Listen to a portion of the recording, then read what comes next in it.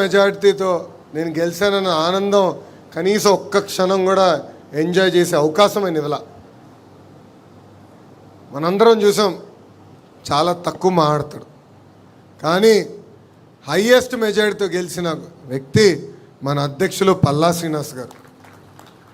ఉత్తరాంధ్రలో నేను పాదయాత్ర చేయలేకపోయాను. శంకరామం కార్యక్రమంలో నేను తిరిగినప్పుడు పల్లన్న నాతో ఉన్నారు.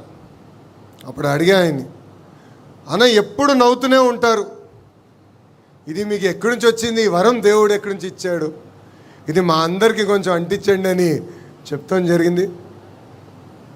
ఒక యువకుడుగా, ఉత్సాహవంతుడుగా, నవ్వుతూ మనందరికీ ఒక దశ నిర్దేశన ఇస్తున్న వ్యక్తి పల్లా శ్రీనివాసరావు గారు. అదేవిధంగా వేదిక మీద ఉన్న పెద్దలు, పాలిట్ బ్యూరో సభ్యులు, వేదిక మంది ఉందల సెంట్రల్ కమిటీ సభ్యులు, స్టేట్ కమిటీ సభ్యులు, అదేవిధంగా కార్యకర్తలందరికీ నా హృదయపూర్వక నమస్కారాలు. విశ్వవిఖ్యాత నట సార్వభౌమ స్వర్గీయ శ్రీ నందమూరి తారక రామారావు గారు తెలుగు ప్రజల ఆత్మగౌరవం కోసం స్థాపించిన పార్టీ తెలుగుదేశం పార్టీ. తెలుగు జాతిని ప్రపంచం పట్టంలో పెట్టిన ఒకే ఒక లెజెండ్ మన నాయకుడు చంద్రబాబు నాయుడు గారు. దేశ రాజకీయాల్లో మన పార్టీ ఒక ప్రభంజనం. పార్టీ స్థాపించిన 9 నెలల్లోనే అధికారంలోకి తీసుకొచ్చారు మన నాయకుడు అన్న ఎన్టీఆర్. మనకి గల్లీ పాలిటిక్స్ తెలుసు, ఢిల్లీ పాలిటిక్స్ కూడా బాగా అర్థమవుతుంది. ఓడిపోయినప్పుడు వెనక్కి తగ్గలేదు, గెలిచినప్పుడు కాళ్ళు ఎగరేసుకుని తిరగలేదు. నిత్యం ప్రజలకు అందుబాటులో ఉంటూ ప్రజల సమస్యలు పరిష్కరించిన పార్టీ ఒక తెలుగుదేశం పార్టీ. 44 ఏళ్ళ గొప్ప చరిత్ర ఉన్న పార్టీ మనది. అలాంటి పార్టీకి ప్రత్యేకంగా నన్ను నేషనల్ వర్కింగ్ ప్రెసిడెంట్గా నియమించిన మన అధ్యక్షులు చంద్రబాబు నాయుడు గారికి, దాంట్లో కీలక పాత్ర వహించిన వేదిక ముంద నాయకులకి పేరు పేరున నా హృదయపూర్వక ధన్యవాదములు. ఒక మాటలో చెప్పాలంటే నాకు బాధ్యత పెరిగింది. యువగలం పాదయాత్రలో మిమ్మల్ని అందరినీ కలుసుకుంటూ, మీ సమస్యలు వింటూ, ఇప్పుడు అధికారంలోకి వచ్చిన తర్వాత ఆ సమస్యలు పరిష్కరించే దిశగా నేను పనిచేస్తూ వచ్చా.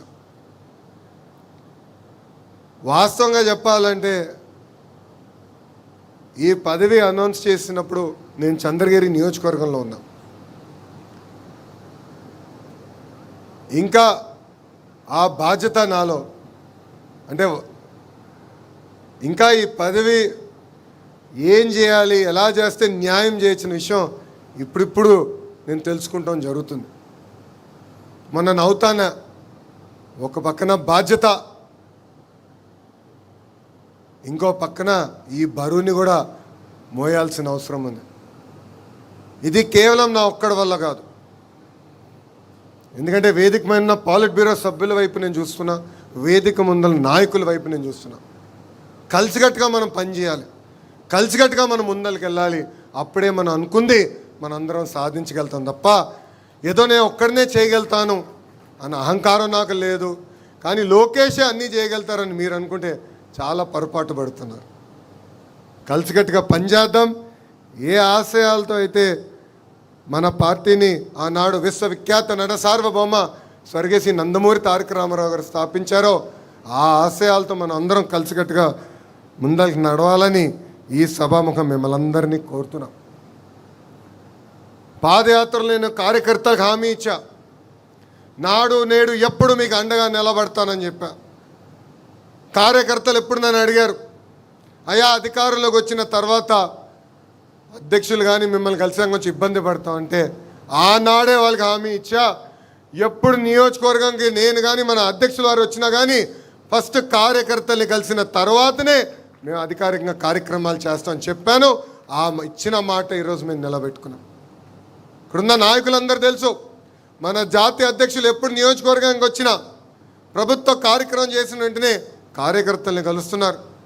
500 మంది, 1000 మంది, 5000 మంది ఉండండి మీటింగ్లో, చివరి వ్యక్తితో ఫోటో దిగిన తర్వాతనే ఆయన తిరిగి వస్తాం జరుగుతుంది. ఎందుకంటే 5 సంవత్సరాలు నరకం అనుభవించాం, అనేక ఇబ్బందులు ఎదుర్కొన్నాం. ఇక్కడ ఉన్న ప్రతి నాయకుడి పైన దొంగ కేసులు పెట్టారు, ప్రతి నాయకుడిని వేధించారు. అందుకే నేను గర్వంగా చెప్తున్నా, పుంగనూరు నియోజకవర్గంలో నామినేషన్ పత్రాలు లాగాలనుకున్నప్పుడు తొడగొట్టి మీసాలు మెలేసి రా రా అని చెప్పిన మన అంజిరెడ్డి తాతనే మీ లోకేష్కి స్ఫూర్తి. అంతేకాదు, మెడపై కత్తి పెట్టి వాళ్ళ నాయకుడికి జై చెప్పమంటే జై తెలుగుదేశం, జై చంద్రబాబు చెప్పి ప్రాణాలు కోల్పోయిన తోట చంద్రయ్యనే నాకు ఒక ఆదర్శం. పల్నాడులో ఏకంగా ఒక తల్లిపైన దాడి చేసి రక్తం కారుతున్నా కూడా చివరి ఓటు పడే వరకు బూత్లో నిలబడిన మంజుల గారే నాకు ఒక లక్ష్యం. కరెక్ట్గా కృష్ణానది గట్టుపక్కన గాంధీ గారు అని ఒక సీనియర్ నాయకుడు ఉన్నారు, అనేక మార్లు కార్పొరేటర్గా చేసిన వ్యక్తి. వాళ్ళ నాయకుడిని నిలదీస్తున్నాడని ఏకంగా కంటి చూపు పోయే విధంగా పొడిశారు. అయినా కూడా ఎత్తిన పసుపు జెండా దించకుండా, మడమ తిప్పకుండా జై తెలుగుదేశం అన్న గాంధీ గారే నాకు స్ఫూర్తి. కోటి సభ్యత్వాలతో రికార్డులు మనందరం బద్దలు కొట్టాం. కార్యకర్తల సంక్షేమమే ఒక లక్ష్యంగా పెట్టుకుని మనందరం పనిచేసాం. గతంలో ప్రమాదంలో ఎవరైనా చనిపోతే 2 లక్షల రూపాయలు వచ్చే బీమాని ఏకంగా ఈరోజు 5 లక్షల రూపాయలు మన పార్టీ చేసింది. ఇప్పటికీ కార్యకర్తల సంక్షేమం కోసం 160 కోట్ల రూపాయలు ఖర్చు పెట్టిన ఏకైక పార్టీ ఒక తెలుగుదేశం పార్టీ. విద్య, వైద్యం, స్వయం ఉపాధికి అనేక కార్యక్రమాలు చేస్తున్నాం.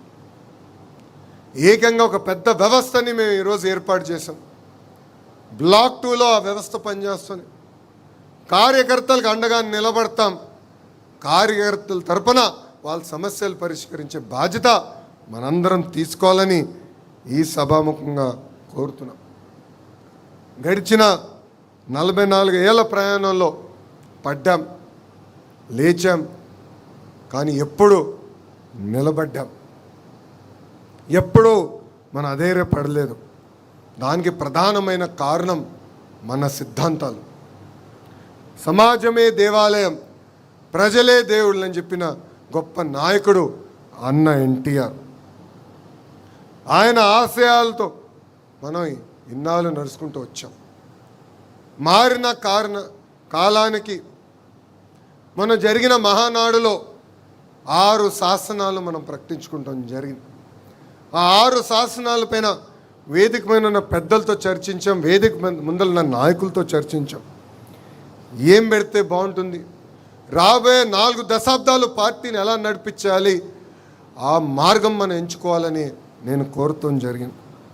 అందులో మొదటిది తెలుగు జాతి విశ్వఖ్యాతి, రెండోది యువగలం, మూడోది స్త్రీ శక్తి, నాలుగోది పేదల సేవలో సామాజిక న్యాయం, ఐదోది అన్నదాతకు అండగా, ఆరోది